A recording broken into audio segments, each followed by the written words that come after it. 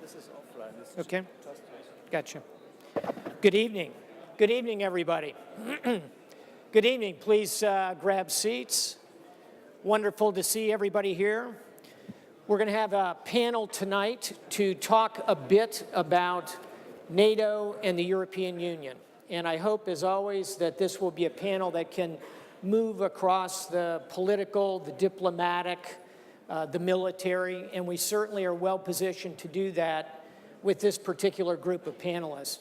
At my extreme right, my very good friend, Ambassador Rose Gottemoeller, known to, I suspect, everybody here as the Deputy Secretary General of NATO, former arms control specialist, ambassador of the United States in an earlier incarnation. Welcome, Rose. We then have two ministers of defense, not one, but two. Frank Bakke-Jensen, Minister of Defense of Norway, and my friend from NATO days, Jüri Luik, Minister of Defense of Estonia. I think these are excellent suggestions for ministers to put on this panel, given the geopolitical positioning of these two nations and how they interrelate both in the EU, not EU, et cetera. And then to represent the European Union, if I may, we have the Chief Executive of the European Defense Agency, José Domecq of Spain. Great to have you here as well, Mr. Director. And on my immediate right, if I may say so, a great friend of mine, someone who was a mentor to me in my days as a uniformed officer, Senator Lindsey Graham of South Carolina of the United States, one of the leading defense experts and, of course, a leading voice in Washington on all defense issues and on the Senate Armed Services Committee. So we put together a terrific panel tonight, and the format will be as follows. I'll ask each of our interlocutors to say a word or two, kind of in the 5-minute range, about their views on NATO, European Union. Are there challenges and opportunities here, as well as the defense environment that we see today? After each of them speaks for 5 minutes or so, I'll ask a couple of questions to kind of kickstart the conversation, and then we'll, as always, as our founder and as Wolfgang Ischinger loves to prod us toward, this becomes a conversation for this room of real experts. We are all peers together in this conversation. With that, let me ask the Deputy Secretary General, Ambassador Gottemoeller, to lead off. Rose. Thank you very much, Jim. And I think you've got a great title for this panel to follow up on what we just heard this afternoon, including from Secretary General Stoltenberg just a few moments ago. So I'd like to pick up on the name of the panel and riff on it a bit, if I may. It is EU and NATO, defense cooperation, European, capable, connected, with a question mark at the end. I'm going to answer that question yes, so I'll give you that right up front, but I want to say a few words about why. First of all, European and capable. This is not the first time this week I appeared on the podium with my colleague, the Minister of Defense of Norway, and also with José Domecq, who is the head of the European Defense Agency. In Brussels this week, we had a signing ceremony during the Defense Ministerial for the new multi-role tanker and transport aircraft. This is a big deal because it brings together already, and this is the point I wanted to stress, it already brings together NATO and the EU bending metal, putting together new defense capabilities. And so people ask, can this happen? Can you do this? Can you cooperate? The answer is yes. We are already doing it. And it's not only Norway that's a partner in this. We just welcomed Belgium this week, and there are 3 other NATO countries involved as well. So I wanted to say the first 2 parts of the question are already answered. European and capable, the answer is yes, and we're already out there bending metal. So I think that's an important thing. Next point I wanted to turn to, and talking to my old friend Jüri Luik, is to say connected. Connected, yes, and that's thanks to Estonia, who from the very beginning, in our tussle with what to do about the new world of cyber war and cyber conflict, has helped us to understand just how serious it can be with the attack they took on a national basis in 2007. And since, they have helped us through the Center of Excellence in Tallinn to really figure out this problem and to really press ahead and to make things happen inside NATO. So connected, yes. And then the last thing I wanted to say has to do with one I wanted to add, and that is transatlantic. Again, Jens Stoltenberg talked about that a lot in the last session, but we feel that there is a strong inherent bond that has been questioned over time, but really shouldn't be questioned over time because it is always reinstating and reproving itself. And I wanted to say thank you to Senator Lindsey Graham because last June, he put together a very strong resolution in the US Congress that was passed unanimously, backing up support for the NATO alliance on a transatlantic basis. So I like the title of this panel very, very much, but I would add not only capable, European, and connected, but you got to have the transatlantic in there too. So Jim, I'll leave it at that. Perfect. Thank you very much. Mr. Minister. Thank you. Thank you for the invitation, and thank you for the possibility to discuss this topic here in Munich. I'm raised and born in Norway, Finnmark, 70 degrees north, 100 kilometers from the Russian border. When I was 25 years old, served in the army, the Soviet Union was something dark, dangerous, unknown behind the border. I have a daughter who's 30 years younger than me. For Hanna, Russia is the most exciting neighbor country. She knows, she has students her age with people, with parents from Russia. She sees it differently. The difference between me and Hanna is that Hanna, from she was born, knew that on both sides of a border there lives people like us. I needed to learn that when I was grew up. And this learning, Hanna could thank two great institutions for the development in Europe. It's EU and it's NATO. Because we know, without these two institutions, we wouldn't have this development. So when the answer is today, could we cooperate? When the question is, could we cooperate? The answer is yes, we need to. Norway, Sweden, Denmark, Finland, and Iceland are the 5 Nordic countries. We have for decades cooperated. We have Denmark, which is a member both of NATO and EU. We have Sweden and Finland, which is a member of EU, but have not had the possibility to go into the alliance of historical reasons and geographical reasons and cultural reasons. Then we have Norway and Iceland, which is members of NATO. Despite this, we have been able to create one of the best regional cooperation systems and one of the most integrated regions in the world, in the Nordic. And I think we could get some examples from that cooperation also when we're discussing EU and NATO. Because the Nordic countries is better when we cooperate with the Baltic countries. The Nordefco is even better in the Northern Group context. And we are really good when we can meet in the EU-NATO context. So cooperating the planes is one thing. I think we will see in Europe and in the NATO-EU context a lot of this form of cooperation. We're building good models.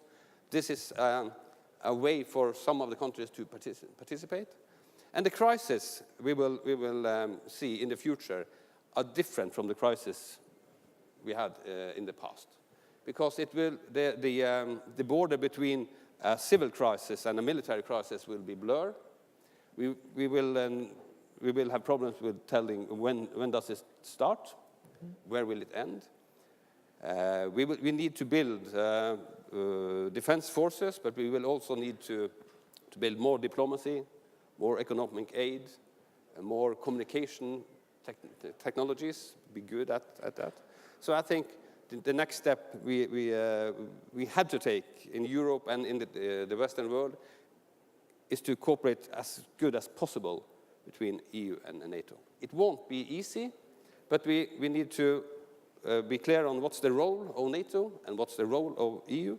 And then, in some part of the future, we need to accept that whether you're a member of both organizations or only one, you need to participate equal to create peace. I think that's the main goal we need to set. Thank you. Okay. Thank you, Frank. Mr. Minister. Thank you, Jim. And thank you for inviting me to this conference and to this very important panel. Now, Estonia had the EU presidency till December last year. And during our presidency, some of the key components of the new European defense architecture were created, like PESCO or like the European Defense Fund. But to be honest, we would have never worked with those projects if we would have believed that they would in any way step over NATO or kind of copy what NATO is doing.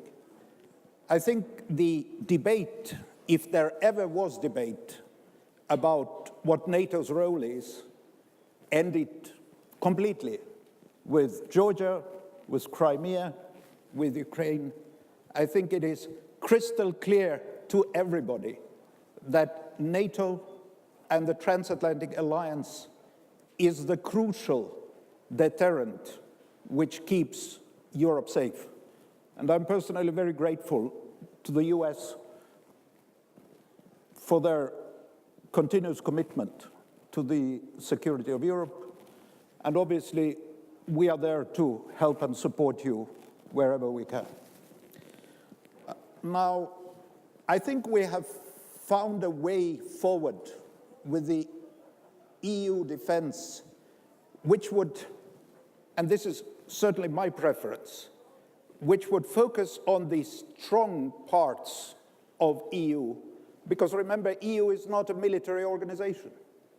It's a civilian organization. So I think EU is most capable to help in the issues where civil and military meld together. And let me mention a couple of them where I think our cooperation has a lot of perspective. First, military mobility. It's not a secret for those who work with these issues, but to move an echelon of heavy equipment from Germany to Estonia is an arduous task. Bureaucratically, logistically, we can simplify that using the tools which EU has in its hand. I'm a bit worried because we have now gone into we have asked EU to do that, but in some ways we have also opened the door to a very kind of detailed, complicated approach to it. I hope that we could very quickly achieve some of the first results when it comes to military mobility. For instance, let's agree that all countries will give a pass or right to cross their territory within 5 days. Now some countries have the limit of 40 days, in 5 days or less. Or let's agree that the document which one has to fulfill is standardized, similar to all countries, etc., etc. There are some things which can be done very, very quickly. Second, cyber. Again, there are civilian aspects to it, there are military aspects to it. That's why EU and NATO can work together on this field so well. I would advertise here NATO's Center of Excellence on Cyber Defense in Tallinn, because this is a body which doesn't belong neither to EU nor NATO, but to its founders. So all the political difficulties, which we all know are in the EU-NATO relationship, are not important there. We can use this as a platform. Why don't we have a joint crisis response manual for cyber incidents between EU and NATO. Let's try to use the Tallinn Center to work it out. And finally, exercises. Estonia organized a cyber defense exercise for defense ministers. The result of that exercise fed to the NATO CMX exercise. We can do a NATO CMX exercise which feeds into EU exercises.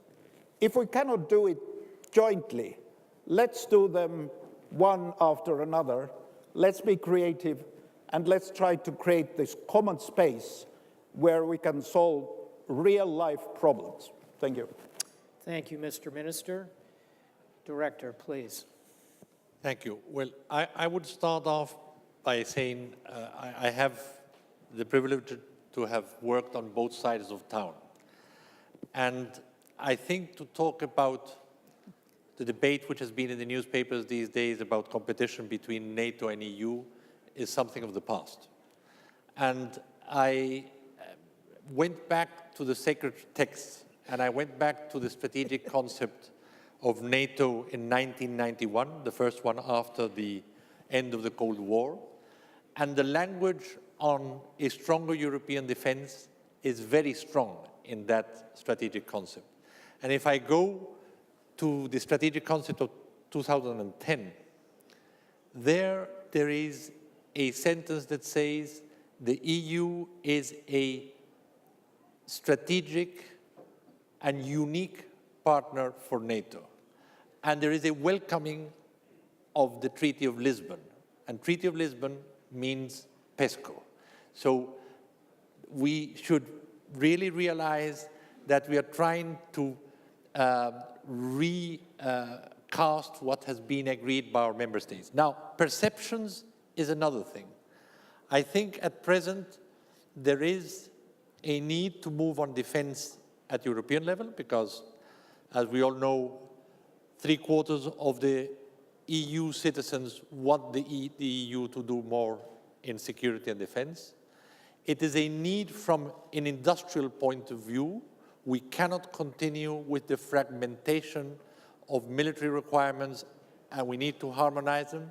We see that the EU industry of defense has been diminishing over time, and capabilities without the defense industry to sustain them is not a complete capability. You're always a lame capability.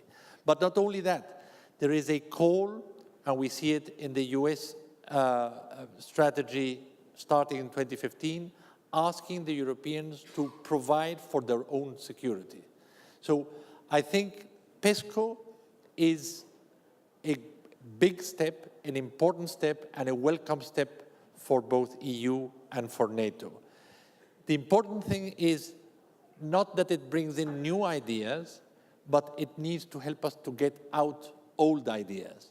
And with PESCO, the important thing is that we have to stop planning in purely national terms and start planning in a coherent manner in Europe, so that we can have an interoperable, capable, deployable group of forces. And now I come to the issue of many times we discuss about the burden sharing in debate. I think that I'm not going to go into the issue of the investment percentage, but I think we should put more accent in two other aspects also. We should be thinking of maintaining a shared vision, which is as important as a level of investment. And secondly, we need to move from a partnership which is only operational and doctrinal into a partnership that includes technological and industrial matters.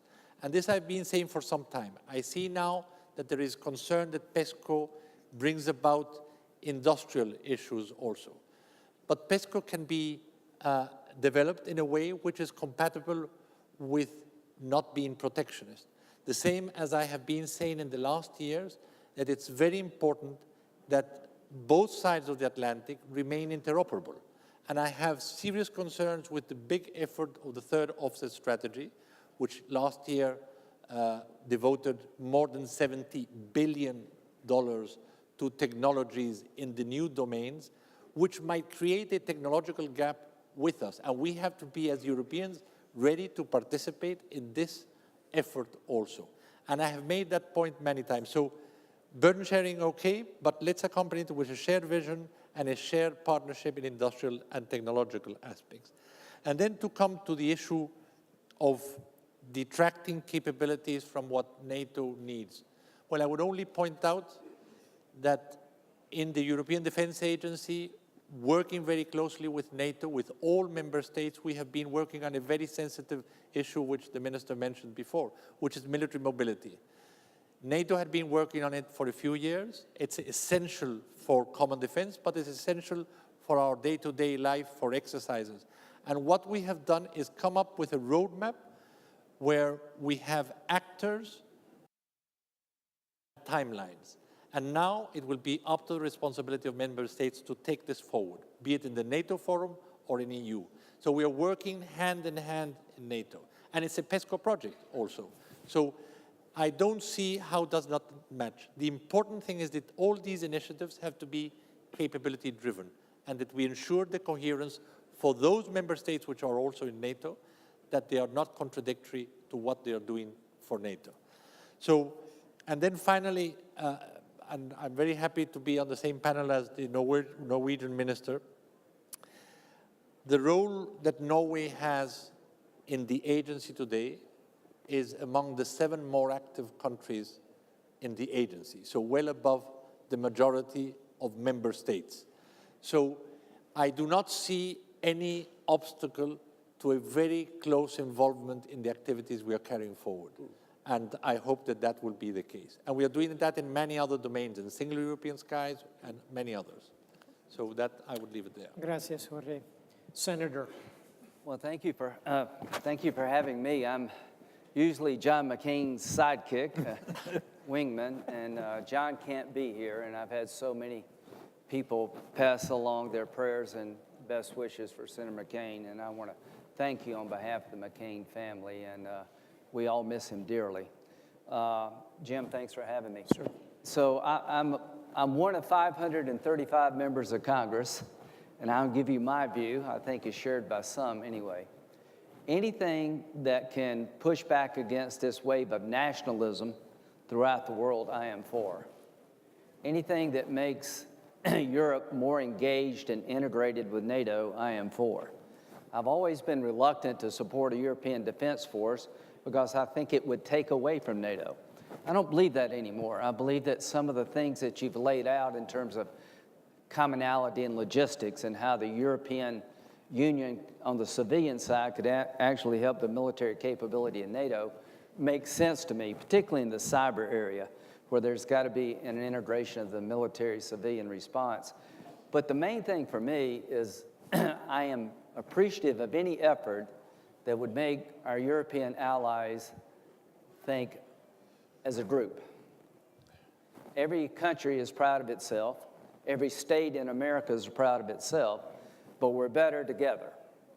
And so if this initiative can create a more coherent voice, better deal with the common threats we face, our friends in Russia are challenging all democracies in the European Union and the United States and throughout the world.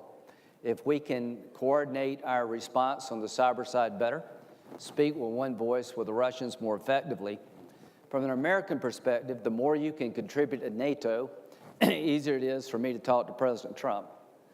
And I have been to Afghanistan and Iraq 42 times. I have seen NATO soldiers bleed for a war that started with an attack on America. I'll never forget that day when Article 5 was invoked on our behalf. So I am a big fan of NATO. I've always been leery of a European defense initiative until now.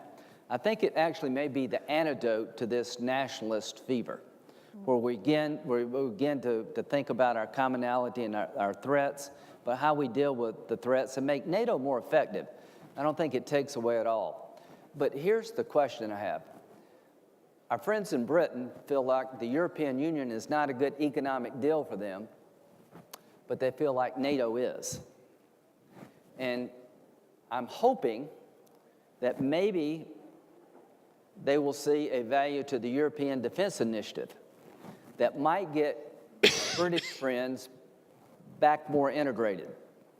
So the idea that Britain sees the European Union as a bad economic deal, but NATO being a good deal for the British, maybe this can be a bridge, and maybe it can slow down some of the other countries who are thinking that the European Union is no longer a good deal for them. From my point of view, as an American who believes that democracies are under attack, the more alliances, the better between democratic countries. The more integration of capabilities, the better. I am glad to be with you. Well said, sir. Yeah, I'll applaud that. Let me just make one quick observation and then kind of throw out a couple of questions, and then again we'll open it up to a conference hall-wide conversation. The comment I want to make, just kind of picking up on something Senator Graham said, is that as the SACEUR for 4 years, and I see the current SACEUR here, Mike Scaparrotti, great to see you, sir.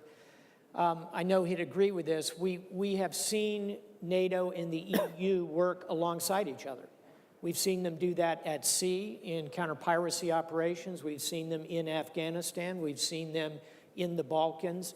So we do have a kind of a model that we can use to make this work operationally. I want to stipulate that and also echo Senator Graham's comments, and I see so many uniformed admirals and generals here, about the bravery of our European colleagues, troops, and fellow soldiers and sailors and airmen. That's why this will work operationally. My countervailing comment or my cautionary note, Jorge, would be simply, yes, we're connected, yes, we're capable, yes, we operate together well, but I think we want to ensure we don't duplicate. And that, I think, is crucial because we are in an era of limited resources. And so as I look at a new command structure to park alongside an existing NATO command structure, I'd want to be careful as that kind of idea matures. So those would be a couple of operators' thoughts to throw out to the panel. If I may, Ambassador Gottemoeller, let me first invite you to respond to anything you've heard. And then, secondly, could you say a word, given your expertise in arms control, about how do nuclear weapons fit into this? Is the EU going to take its nuclear side back, the force de frappe and the UK tridents, or will that remain under General Scaparrotti? How do you think that will play in this? Well, I'll begin with the line from the Warsaw Summit statement, and that is related to, as long as nuclear weapons exist, NATO will be a nuclear alliance. And again, Jens mentioned that in his remarks a while ago. So, but that means we have well-honed ways for dealing with nuclear weapons in the alliance. We have obviously dual-capable aircraft. We have now the B-61 warhead that is going through its life extension program. So we see the future with regard to our dual-capable non-strategic missions in Europe, and that is an area where the Allies are working very hard now to think about the future in that regard. What does it mean? How are allies going to be working together in the future on that particular set of missions? In addition to which, of course, we have the strategic nuclear forces that are in the hands of the United States, the UK, and France, and they play their own particular role. Quite honestly, going forward, I don't see major changes in how we think about nuclear weapons in the alliance, be they strategic nuclear weapons or non-strategic tactical nuclear weapons. But what I would emphasize is the focus now in the alliance is raising, as we say, raising our nuclear IQ, because for many years nuclear weapons were more or less on the back burner, and allies didn't have to think about them, grapple with them. But frankly, in the way we see some of the exercise activity recently of the Russian Federation, there's been quite a bit of concern internationally, but there's been concern inside the NATO alliance, and really, I think it's gotten allies to really understand and embrace the fact that the nuclear IQ within the alliance has to be raised. That means thinking about how we train and exercise, thinking about how we discuss nuclear weapons at the NAC table. These are all issues that I think are very, very important.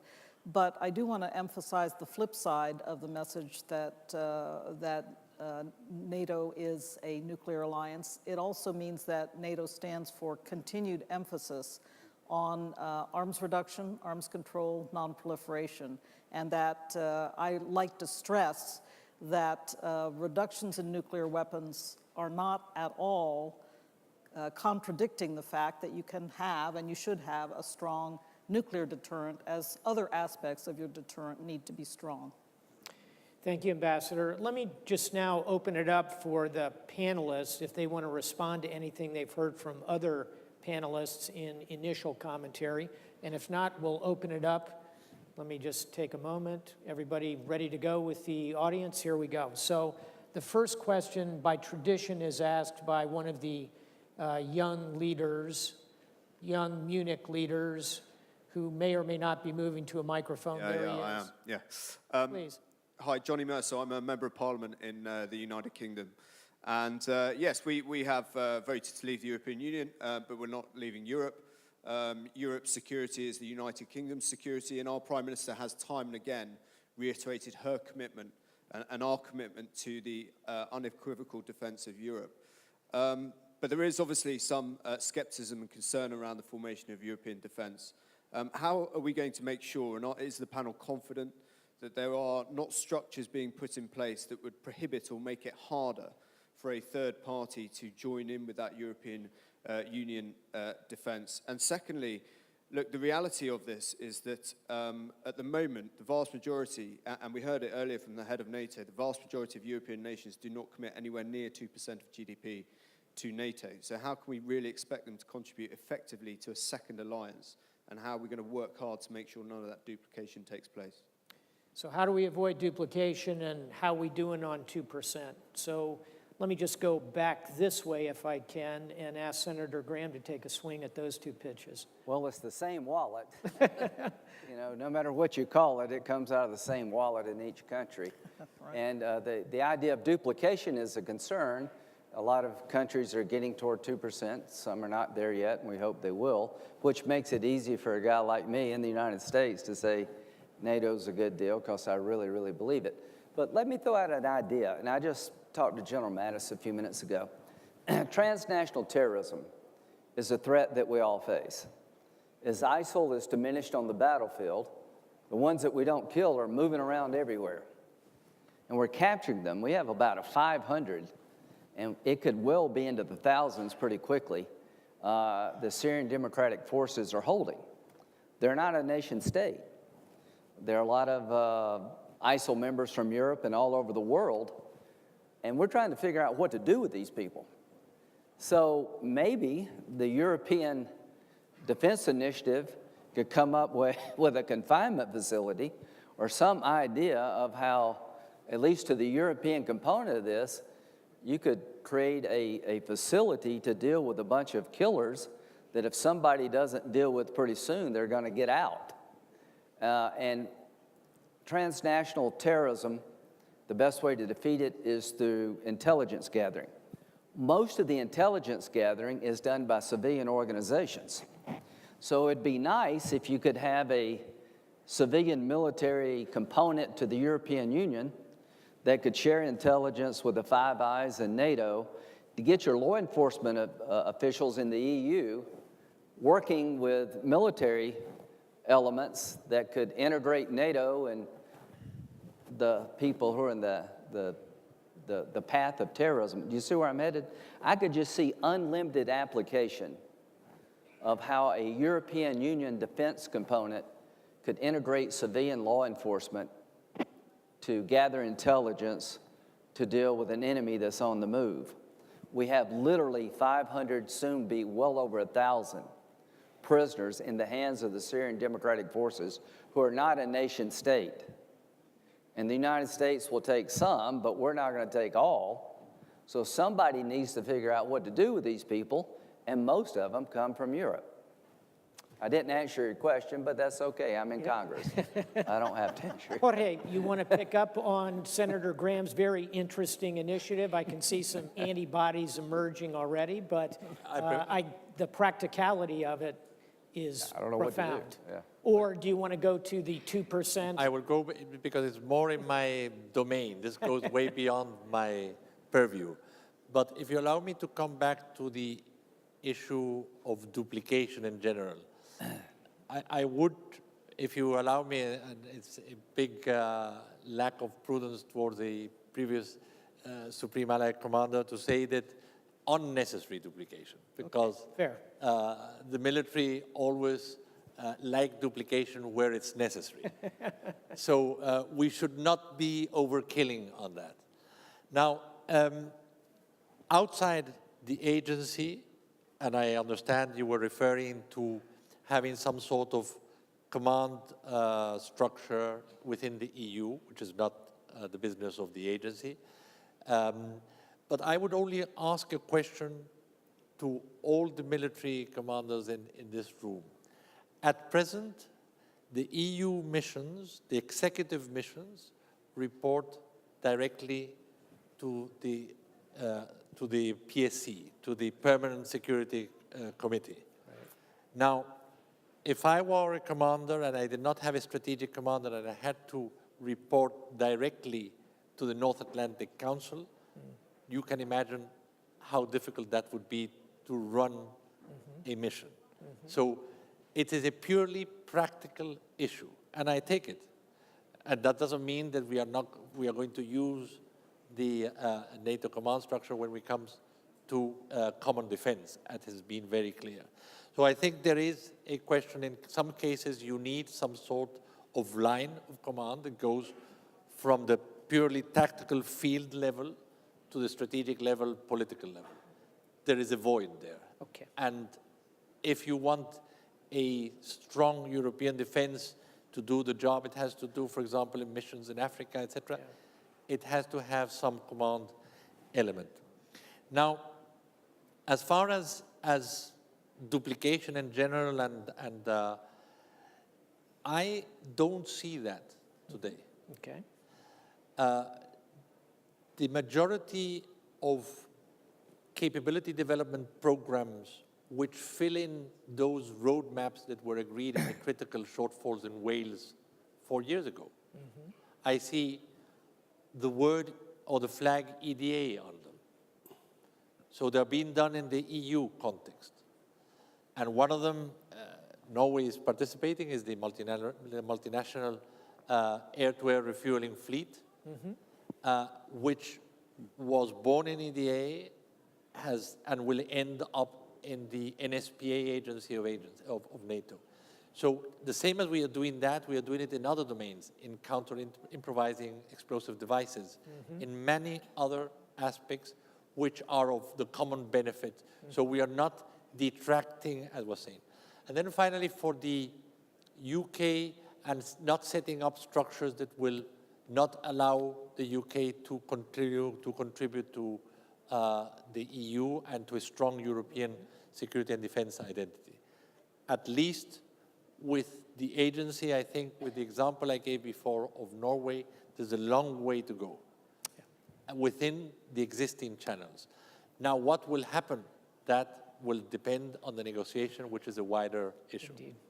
Thank you. Mr. Minister? Thank you. First, I'll tackle the Brexit issue. I think it's extremely important to keep in mind, as the British government has always reminded us, and I think it's absolutely true, that Great Britain, while leaving the European Union, is not leaving Europe. And the situation in Estonia is the best proof to it. There is a British framework battalion, 1,000 men, 150 kilometers from the Russian border, protecting NATO, Estonia, Europe, European values. I think it's a great testament to the fact how involved Great Britain is in our mutual security and defense cooperation. So I would hope, as a defense minister, I don't want to get bogged into details of Brexit. I know there are people in the room and here in the building who know much, much more about it than I do. But I would like these security and defense issues to be kept somewhat separate from the other aspects of our cooperation. I think it's natural that in trade there are a lot of nuances which can also get acrimonious. Let's not beat around the bush. But I would like to have security relationship negotiated from the basis of joint values. Obviously, there are certain legal issues, there are certain financial issues which have to be hammered out, but I think we should look at these issues with a fresh pair of eyes and with a very positive and constructive look. And I really think it's doable. Now, when it comes to duplication of NATO and EU, has been mentioned several times here. I mean, I don't want to get you into the deep or depth of defense planning, and again, there are people who know more about it than I do. But the fact is that the NATO defense planning and EU defense planning are not necessarily totally sort of from two different times and from two different ways. Because if you do NATO planning in the modern circumstances, you would focus more on what you might call heavy. If you do EU defense planning, then looking at what type of operations EU would operate in, you would go more on light or very light. So there is a theoretical possibility that these two processes will start to interfere with each other. That's why I think when we say there should be no duplication, the expert should make clear and should guarantee that there is actually no duplication, not only in sort of high political terms, but in actual sort of nuts and bolts terms, because there are certain risks here. Thank you. Mr. Minister, anything to add there?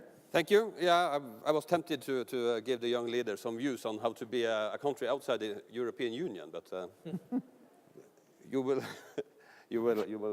see. I think this is an important question, and defense will be one of the arenas where we would have to cooperate. Well, I think science would be the next, where UK and EU and other countries would have to cooperate, because we need the knowledge and we need the knowledge to work together. For the question on duplication, I think we have a national command, and then I think for military operation we should use the NATO command. That's it. And I think to engage EU, yes, we could have a broader approach to different crises, and we got brilliant examples on what EU could participate in. So I think that's the job we had to do. NATO's role, EU's role, but a broad approach to any crisis, and I think that's the way we could go forward. Thank you. And Ambassador, you want to kind of wrap up this question, which we will not duplicate by answering again. Okay, that's fine. I just wanted to pick up on Senator Graham's point about NATO and EU cooperation on counterterrorism. It's actually an area that NATO and the EU are putting already a tremendous amount of emphasis on. We've done a lot of work over the last year in setting out a list of priorities, and counterterrorism is front and center. So one of the interesting things, and Senator Graham pointed this interesting, there's this kind of difference in what the responsibilities of the two organizations are. obviously EU has the inherent link to domestic law enforcement, protection of borders, these types of issues. And for NATO, you know, it's a somewhat different set of responsibilities, so to say, but how do you bring the two organizations together so that they can serve the priority of the fight against terrorism together? And I think there are some important ways that are already emerging. For example, in the sharing, we're looking at sharing of biometric data for the use of law enforcement, and biometric data that has emerged from field operations. So I think these are some very practical kinds of projects we are going to be working on in the coming months, and you'll see as we run up to the July, we have a June ministerial again for the defense ministers, but the July summit, that this whole story about how we can together work counterterrorism will be front and center. Thank you. So I have a question from the audience from a member of the Ukrainian parliament who says, do you believe Ukraine will ever join NATO, or will Russia do everything it can to prevent this? I should mention that we will be privileged to have President Poroshenko make a final comment upon conclusion of this panel, but this will set him up very nicely, one way or the other. Well, maybe I'll start with that one. That's Terrific. An obvious one for me, I suppose, at least to begin with. But this is the 10th anniversary this year of the Bucharest summit, at which 4 countries were essentially put on, we call it a list of countries who are interested in joining NATO and whom NATO would welcome. They included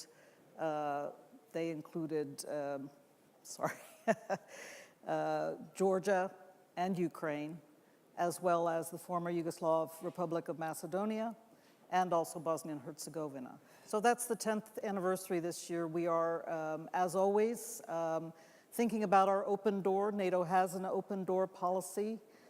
I will note that of all of those 4 countries, we have 4 countries who all have an interest in NATO, but one, and that is Ukraine, has not officially stated as a matter of national policy that it is seeking a membership action plan, and that's the step you take as a country to begin on the road toward NATO membership. Mm-hmm.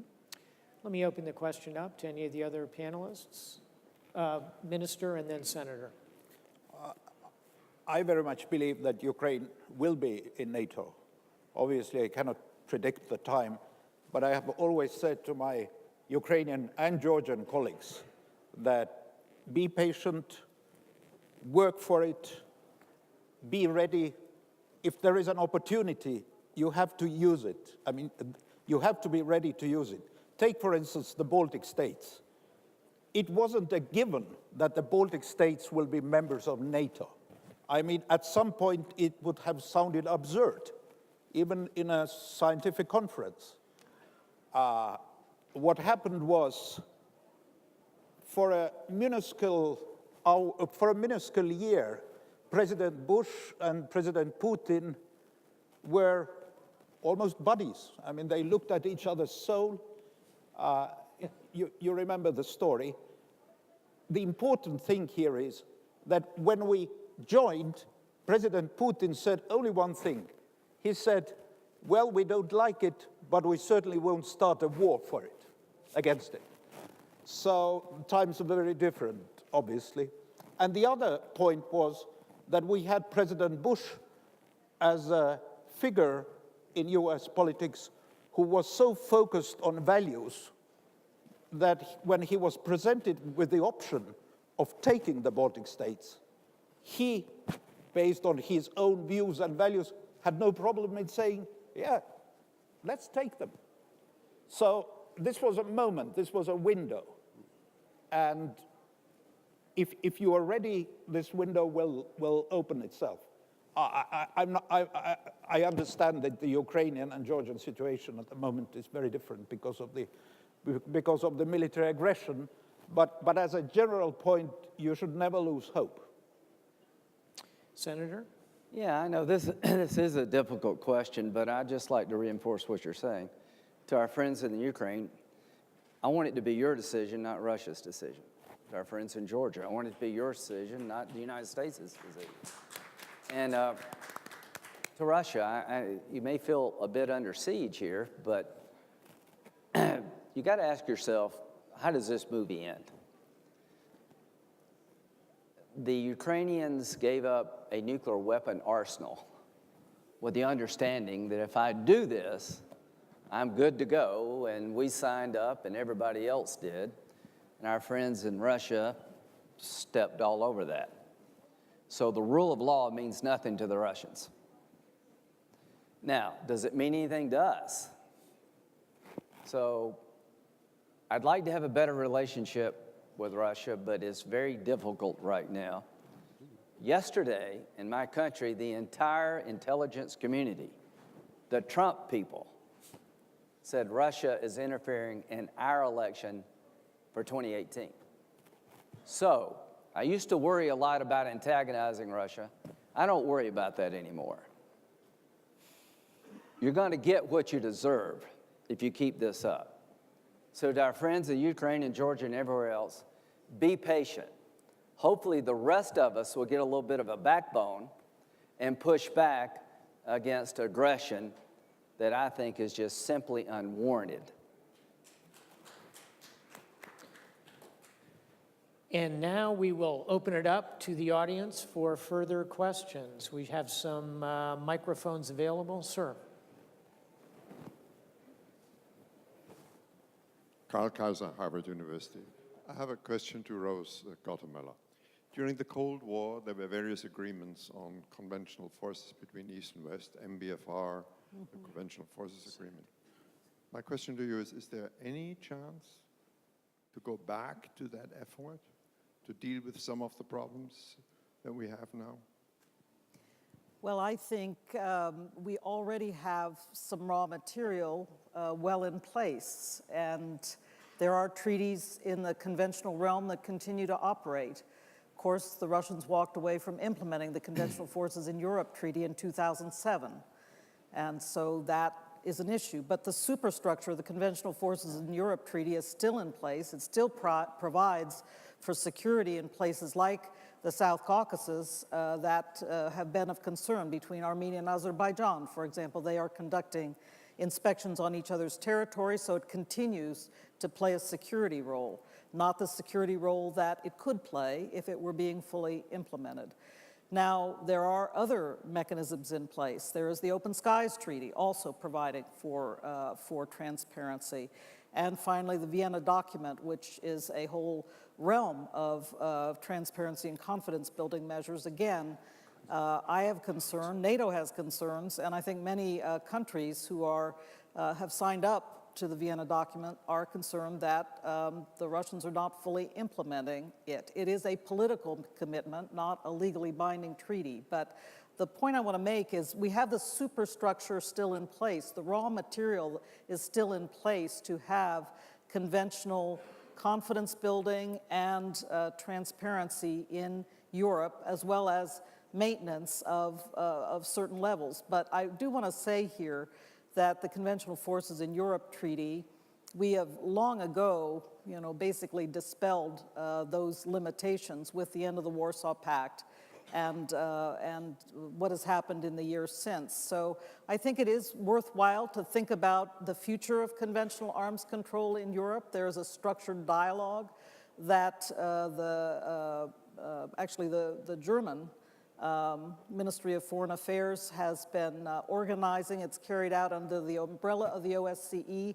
I would just caution us all, though, to think about what we have available right now that we should be making better use of, and we should be concerned about making better use of.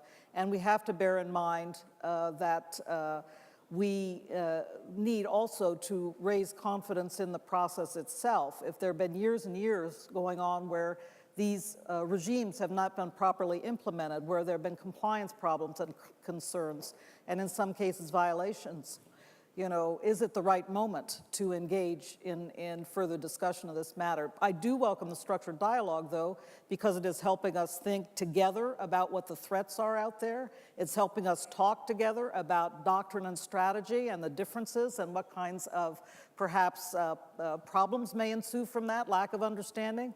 Very valuable to have that structured dialogue going on. But I think we also must bear in mind that whatever we do in the future on conventional arms must be built on this solid baseline that we already have available, and must also bear in mind that we really need to be confident in what's going to happen both at the negotiating table and afterwards in the implementation process. If we are afraid that implementation would not take place, why even bother? Can I very quickly? Of course. I have a feeling that we sometimes misread Russians when it comes to arms control, especially at the present time. We are all used to think that arms control is a good thing.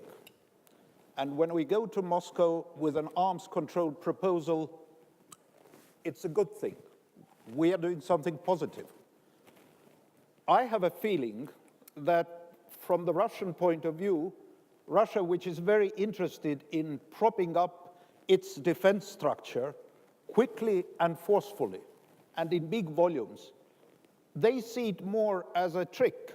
You know, we bring them a piece of paper and try with this paper to limit their right to rebuild their armed forces. So what we see as a positive move, they would often see as a negative move. At least that's my understanding of the situation. But others? While we're waiting, I'd like to ask a geographic question of the panel, and it's about the Arctic and the high north. And Mr. Minister, I'll start with you, if I may. If we look at the Arctic and the nations that surround the Arctic Sea, it's United States, Canada, Norway, Denmark, via Greenland, Sweden, Finland. These are the members of the Arctic Council, along with Iceland. Some are NATO members, some are EU members. Russia, obviously, not a member of either. How does the panel kind of view the Arctic as a geographic region as we think of this, where we see EU, NATO, and Russia in an area of the world where, here's a news flash, the ice is melting? We can have an argument about global warming and the causes, I guess, but as a mariner, I'll tell you the ice is melting. It's going to open up geopolitical competition. Say a word, if you would, Mr. Minister, about the Arctic and this organization. Yeah. We see the Arctic as an area of low tension still. That's why we try to communicate on a lot of levels and a lot of we have a military discussion with Russia. They are aggressive in Ukraine. We have our hotline from our headquarters to the North Fleet to avoid misunderstandings. But in the same time, in the Arctic Council, we discuss everything else. And we have good discussions in the Arctic Council, because we can discuss science, we can discuss geographical agreements. Search and rescue. Search and rescue, yeah. We also have, in the north, Norway and Russia are cooperating very well on managing the fish stocks, Great. which is important and very successful. So we try to talk to Russia on a lot of to keep a lot of channels, because it's important, we think, for we are geographically we are located in their strategic area. Exactly. So and they are a nuclear power. So we don't reckon Russia a military threat to Norway today. But something could happen elsewhere in the world, which for Russia which will make Russia act for them in a defensive way, and which for us will be in an offensive or aggressive way. So we're trying to keep the contact. And the Arctic Council, I've found it really useful and really important. I agree. Because you could take the military and the defense out of the room and discuss other things. And then the Arctic will be of highly value, because when the ice is melting, the value of the fish, minerals, energy, all you name available. it. You name Exactly. it. And a lot of work agree on borders and that stuff. So yeah, it's coming. But for now, we reckon it's an area of low tension, really low tension. Question from the audience. How important is it that Great Britain fully participates in EU defense even after Brexit? How far should the EU go to make it possible? Jorge, can I start with you on that one? Well, here you bring into a very dangerous area where I can lose a step, but I would say that no one is listening, it's okay. it's a completely crystal ball at present.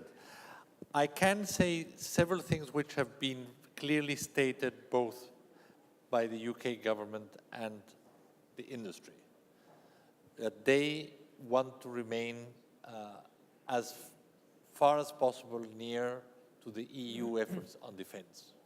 And we see it now, for example, in the building of PESCO. They have a big interest of the rules of governance being established once the rules of governance of the projects and PESCO are established. And the same thing goes for the participation in projects related to research or to capability development with the agency. There they want to have a relationship with the agency, and they have stated that very clearly. If you look at the 5 priorities that the Industry Association of the UK has given the government as homework, one of them is in the future to establish an administrative arrangement with EDA. So how that will be built, we will probably have to see it in the political declaration that they will have to negotiate with member states now. Fair. Senator. I think this would probably be a good test as to what value this European defense component brings. If the British say, and the European Union as an economic entity is not good for us, NATO is, and if they see the European Defense Initiative more like NATO, then I think you have done your job. I think the canary in the coal mine as to how well you do your job as to whether or not our friends in Britain would feel like it's good for them to invest. And as to the Arctic, I don't know anything about it other than it's cold, and that'd be a good place to send these prisoners from Syria. Any other comments on anything we've discussed, Mr. Minister? I think it's, I said it earlier, and I think we have to treat the countries from EU and NATO equal in this the topic. And I think it's difficult to argue otherwise, because without being protectionistic, and I don't think we should build barriers when we're talking defense and development of this. Let me open it up for one last question right here. This woman in the white sweater. Thank you. Ulrike Franke from the European Council on Foreign Relations. I'd like to hear your view on a proposal by Emmanuel Macron, namely this idea of founding a European DARPA to develop technology, military technology in Europe. Is that something, in your view, that makes sense? And if it does, how could that look like? Well, again, maybe I'll start on that because I am a great admirer of DARPA. And for those of you who don't know that acronym, it's the Defense Advanced Research Project Office in the Department of Defense. It's existed for many years. And, well, as some say, that's the organization from which the internet sprang in the first case, or from one of its predecessor organizations. So I think it has played really an amazing role in the US system in terms of driving thinking about new technologies and driving thinking and into implementation. And so it has been a very, very important entity in the United States. Frankly, I don't know enough about the structures of science and science organization here in Europe to say whether there's anything that matches that now on the European scene, but I would say that there is an abiding worry now, I think, among all in NATO and among all the member states of both NATO and the European Union, that we are seeing new technology rapidly advancing in areas like artificial intelligence. We've been talking a lot today about cyber. That's only one area, but there are many new frontiers of technology now that I think we all feel that we have to keep a sharp eye on. We have to try to understand the implications. We have to understand how they could emerge into the defense sphere, either as threats, as weapons in the hands of our enemies, or as perhaps useful military technology going forward. So I think in general it's a good idea, but I base that comment on my admiration for the history and for really the benefits that the Defense Advanced Research Projects Office has had for the United States. Yeah, I think that's well said, and I'll add, if I could, that one of the emerging areas in which the European scientific community is extremely capable is in biology, biotech, fighting pandemics, using various elements of biotechnology. I think that has applications both for good and for ill in the defense sector as well. I think we had a question right back here, this gentleman. Yes. Thank you, Andrew Mikta, the Marshall Center. I'd like to come back to the money question. And Senator Graham said that ultimately it all comes out from the same budget. We had the Wales Summit where we committed to 2%. We had Warsaw. I suspect in Brussels we'll also have a 2% affirmation. We recognize when we talk about the threats that the environment has deteriorated considerably, and yet it is so hard to actually get the allies to that level of commitment when it comes to the bottom line, which is money. Without discounting everything that's been achieved, are we not actually failing to move fast enough? What is the opinion of the panel to actually address the threat that is in front of us, precisely in terms that you, Senator, mentioned, money, commitment? Thank you. Well, I just want to say this. Again, I've been skeptical of a European Defense Force would duplicate NATO. It'd be money that really doesn't add capability, and it'd be more of a political exercise than it would be adding military value. My opinion has changed. I think the biggest benefit from this exercise, it gets Europe acting together again. Anything that will stop this wave of nationalism. Now, I'm a proud American, and I'm sure you're proud of your country, but we're literally all in this together. The people who want to kill you want to kill me. So I do believe it can add capability to NATO. I want you to get to 2% so Trump will be quiet. But you should be at 2%. And I know that some things are not counted that probably should be counted. It's not just a monetary number that I'm trying to achieve. It's an attitude. I'm trying to restore an attitude that served mankind well. After the collapse of the Soviet Union, we're sort of adrift. What relevancy does NATO have? You know, why do this anymore? Then along comes 9/11, and you came to our aid. So to the extent that you can meet your 2% obligation under NATO, please, to the extent that you're going to create capability outside NATO that would make NATO more effective, that could take civilian and military components to make them work together, I encourage you to do it, and it's money well spent. And if you have to pick between the two, I would say put some money on the European Defense Initiative, because the reason I'm so excited about this, it gets you back in the game of being together, not separate. Others would like to comment on this? Please, Jorge. Yes, I could not agree more with you, Senator. And there's one piece of data which shows that when budgets went down and there was less money being devoted to defense in Europe, we spent less together. Cooperative programs were halved in those years. In 8 years, it went down by half, by 50%. Now that defense budgets are climbing, we should not make the big mistake of spending inefficiently.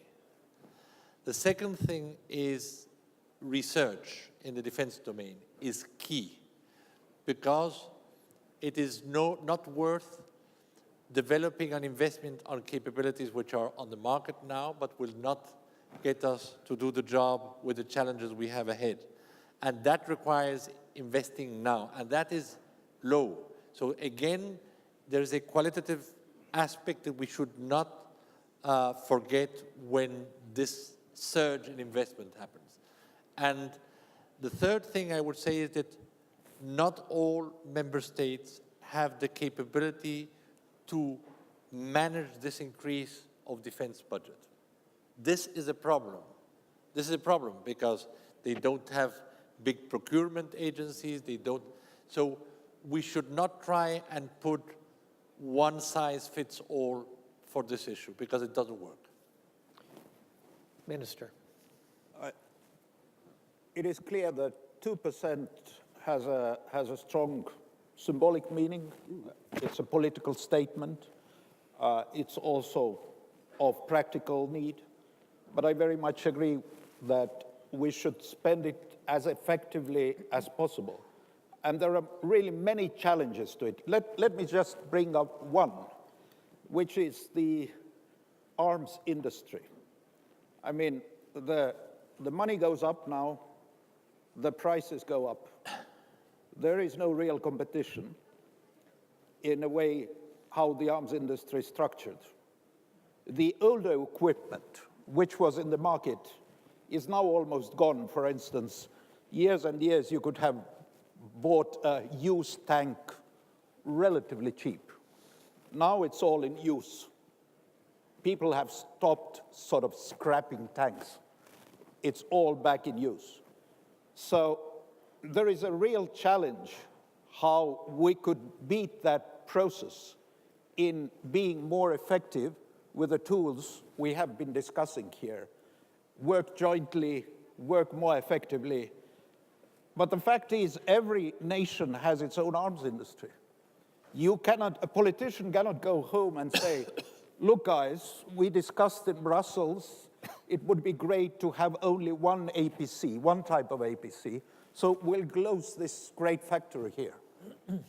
It's impossible. So I think with this effectiveness, we are facing a number of structural problems, structural issues, which need further discussion. Others on this point, Minister and then Ambassador. I just briefly add that I think the 2% is an important wake-up call. And it was a really good meeting. It was a wake-up call, and many are struggling. And I agree, if this could get us Europeans to cooperate better together, to improve better, that's good. And as I read the discussion, we need to reach that 2% goal. So. Ambassador. Two very quick points. I always like to remind people that 2% is not an unattainable goal. As recently as 2000, every single NATO ally was spending 2% of their defense, of their budgets on defense. So of gross domestic product on defense. I've got to get my statistics right here. So 2000, it wasn't that long ago. We've been through a lot since then, obviously, with a profound economic crisis in the period between 2008 and 2011, but GDPs are coming back now. So we need to look hard and dig deep, in my view, inside the NATO alliance on this. And we are moving in the right direction. There's no question about it, but there is more work that has to be done. And that was a clear message out of our defense ministerial this week. The other point, and I hope it will ring alarm bells in European capitals, is once the UK leaves the EU, 80% of defense budget for NATO will be outside of the European Union. So UK, Canada, Norway, et cetera, and of course the United States. So it's really going to be important, I think, for the European capitals to pay attention to that wake-up call and realize that more needs to be done on the defense budget story. Wonderful comments from the panel. I'll just underline with a quote from the first Supreme Allied Commander of NATO, General Eisenhower. As the alliance was being formed, he said, "The greatest global strategic advantage of the United States is a unified, peaceful Europe." What a great point. We're going to have to leave it there. We've been joined by President Poroshenko, who will make a kind of closing comment, a chapeau, if you will, for this session. Please join me in a wonderful round of applause for these great panelists. Done a great job. Thank you. And President Poroshenko, we will welcome you here to the microphone, sir. Thank you. Thank you. It's great to see you again.